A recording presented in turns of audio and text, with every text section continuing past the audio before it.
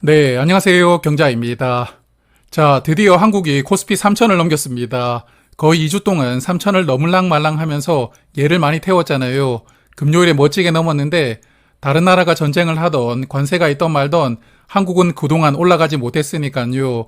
이제는 조금 올라가야 되는 타이밍이다 이러면서 올해는 전 세계 모든 국가 중에 가장 크게 상승을 하고 있고요. 물론 제가 보유하고 있는 종목 중에서도 삼성전자나 현대차 같은 종목들은 이런 파티에 함께하지 못하면서 구석에서 쓸쓸하게 쳐다보고 있다는 게 약간 아쉽기는 하거든요.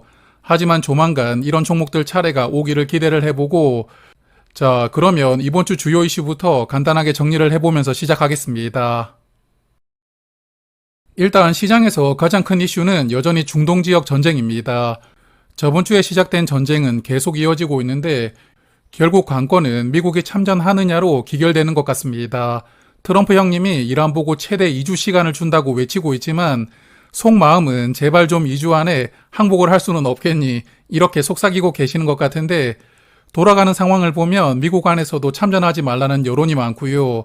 또한 참전했다가 이란이 이판사판으로 나오게 된다면 기름값이 급등할 수도 있고 그러면 겨우 진정시켜 놓았던 미국 물가가 다시 한 번 더 요동칠 수가 있기 때문에 미국 입장에서도 쉽게 결정하기가 어려워 보이거든요.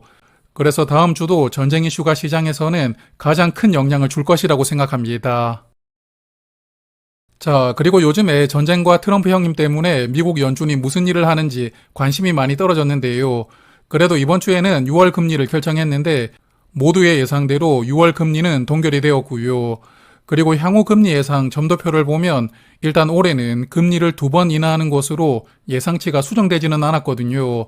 다만 연준 위원 중에 금리를 내리지 말아야 된다고 생각하는 사람들이 계속 늘어나고 있는데 여기를 보시면 작년 12월에는 금리 동결이 1명이었습니다. 그러다가 3월에는 4명으로 늘어났고 이번 6월에는 7명으로 늘어났거든요. 그래서 이번에는 내리지 말자가 7명, 2번 내려야 된다가 8명으로 거의 팽팽했는데 여하튼 연준 위원들도 점점 더 보수적으로 시장을 바라보는 상황이라고 생각합니다. 그래서 지난 3월에 점도표와 비교를 해보면 올해는 일단 금리를 2번 내리는 것으로 전망치가 유지되었거든요. 그렇지만 26년과 27년에는 25bp씩만 내리는 것으로 전망치를 상향 조정했다는 차이점이 있고요.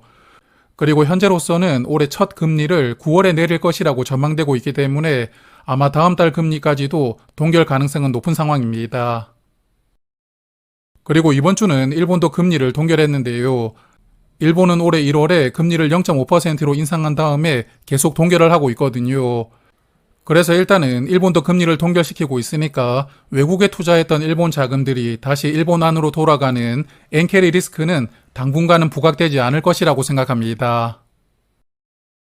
자, 그래서 이번 주는 금리도 동결이 되었고요. 전쟁 영향도 받다 보니까 미국 시장은 한 주 동안 조금 하락하고 마감했는데 3대 지수가 모두 0.5% 정도 하락하면서 마감했더라고요. 그래서 일단은 전쟁 그리고 관세 이슈가 조금 아름답게 마무리가 되어야만 전 고점을 돌파할 수 있는 그런 분위기가 형성되지 않을까 생각합니다. 그리고 미국 계좌를 보면 저번 주와 큰 변화는 없었는데요. JPQ는 현재 6% 정도 상승하고 있고 JPI와 디보는 1에서 2% 정도 상승하고 있거든요. 그래서 일단은 주가가 앞으로 크게 빠지지만 않는다면 8월까지는 수량을 더 늘리지 않을 생각입니다. 그러므로 미국 계좌는 앞으로 배당금이 들어오는 월 초에는 한 번씩 말씀을 드리는 것으로 하고요. 혹시나 보유 수량의 변화가 생긴다면 그때도 말씀을 드리도록 하겠습니다. 자, 그러면 이제 한국장을 볼 텐데 먼저 S&P 500 지수부터 한번 보겠습니다. 이때가 코로나로 인해서 돈이 엄청나게 풀렸을 때고 시장이 고점을 찍었을 때거든요. 이 당시가 21년 12월이었고 그러다 보니까 결국 금리가 크게 인상이 되기 시작하면서 22년에는 거의 1년 동안 지수가 빠졌거든요. 돌이켜보면 이때가 투자하기가 정말 괴로웠던 시기였는데요. 그래도 23년 초부터는 꾸준하게 상승을 하기 시작해서 24년 1월에는 결국 코로나 고점을 넘었고요. 그리고 잘 아시는 것처럼 25년 초까지 계속 상승을 이어가다가 최근 들어서는 고점 근처에서 머물고 있는 상황입니다. 그래서 제가 이 말씀을 왜 드렸냐면 미국은 코로나 고점을 24년 1월에 진작에 뛰어넘었거든요. 그런데 한국은 이번 주에 코스피가 3천을 찍었지만 아직은 코로나 고점을 뛰어넘지 못하는 상황이니까요. 그만큼 한국이 미국보다 훨씬 적게 상승했다고 볼 수가 있겠는데, 그래서 한국도 분위기를 잘 살려보면 코로나 시절에 찍었던 고점은 트라이를 해볼 수가 있다고 생각합니다. 9% 정도만 더 상승하면 한국도 전 고점을 뛰어넘게 되는데요. 일단 전쟁이나 관세가 큰 변수만 주지 않는다면 개인적으로는 3,300을 다음 목표로 설정을 해두고요. 한국 시장을 대응을 해보려고 생각합니다. 그리고 이번 주에 매매 동향을 보니까 외국인은 약 3,400억 원 순매수를 했고요. 기관이 금융투자가 많이 매수를 했지만 나머지 주체들은 매도하면서 거의 보합이었습니다. 그리고 개인 투자자들은 4천억 원 정도를 팔고 있던데, 그래서 아직까지 개인 투자자가 매도 포지션을 잡고 있고 외국인은 매수 포지션을 잡고 있기 때문에 개인이 크게 사는 타이밍이 나오기 전까지는 시장이 조금 더 갈 수 있지 않을까 생각을 해보고 있습니다. 그렇지만 선물 시장을 보니까 일주일 동안 외국인이 약 4,500억 원을 순매도를 했더라고요. 외국인들이 선물 시장에서는 조금씩 발을 빼는 상황이라고 생각도 되는데, 그래서 다음 주에도 외국인들이 선물 시장에서 매도 포지션을 잡는다면 한국 시장이 최근에 크게 빠르게 올라왔으니까요. 이제는 조정을 조금 받을 가능성도 있다고 생각을 하면서 시장 상황을 계속 관찰을 해볼 생각입니다. 자, 그러면 ISA 계좌입니다. 시장이 오르다 보니까 제가 보유한 종목들도 드디어 본전을 넘어가는 종목들이 나오고 있거든요. 일단 현대차가 평단가 이상으로 올라오면서 2,000원 단위로 5주씩 정리를 하고 있는데 이번 주에 총 15주를 매도를 했고요. 그리고 거의 1년 동안 고통을 받았던 맥쿼리 인프라도 드디어 평단가를 넘었습니다. 그래서 평단가 이상에서 200주를 털어내었는데 수량을 조금 더 줄여볼 생각이고요.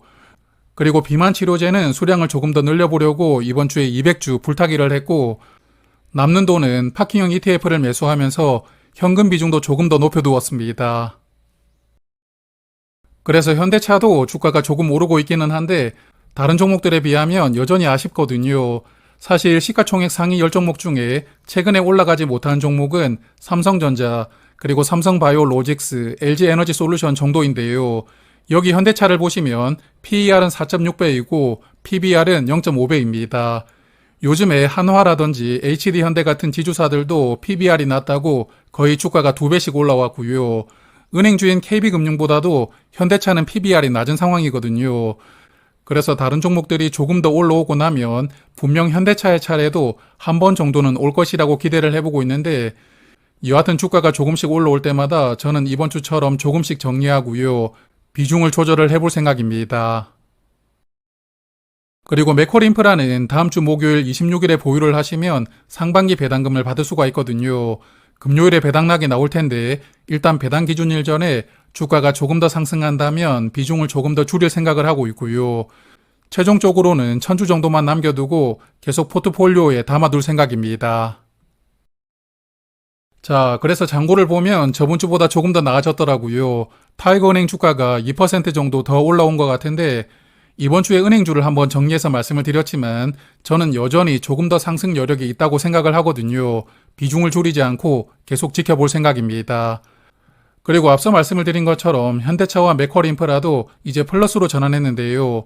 현대차의 경우에는 주가가 올라올 때마다 비중을 조금씩 더 줄여나가면서 최종적으로는 120주를 남겨서 계속 보유를 해볼 생각이고요.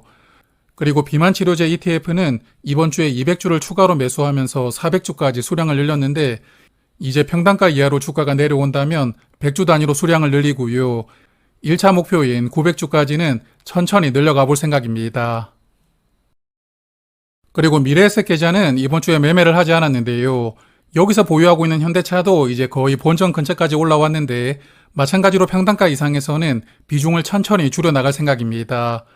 그리고 최근에 데리고 왔던 DN오토모티브는 시장 분위기에 편승하지 못하고 있고 이번 주도 주가 흐름이 좋지 못했는데요. 여하튼 21,300원부터 수량을 50주 단위로 늘려가면서 일단 500주 정도까지는 비중을 확대를 해볼 생각입니다. 그리고 우리 금융지주는 이제 30% 정도까지 수익이 나왔지만 우리 금융지주도 조금 더 갈 수 있다고 생각을 하니까요. 조금 더 지켜보면서 판단을 해볼 생각입니다. 그리고 코덱스 커버드 콜은 미래에셋 계좌에서도 1,000주를 보유하고 있고 다른 계좌에서도 1,700주를 보유하고 있거든요. 그래서 현재 2,700주를 투자하고 있는데 앞서도 말씀을 드렸지만 한국 코스피가 전 고점을 트라이할 가능성은 충분히 있다고 생각을 하니까요. 이 상품도 일단 비중을 조절하지 않고 당분간 조금 더 지켜볼 생각입니다. 자, 그러면 다음 주는 전쟁도 관세 우려도 조금 더 진정되길 바라보고요. 구독자 여러분들도 한 주 동안 건강하시고 저는 다음 주 주말에 다시 찾아뵙겠습니다. 고맙습니다.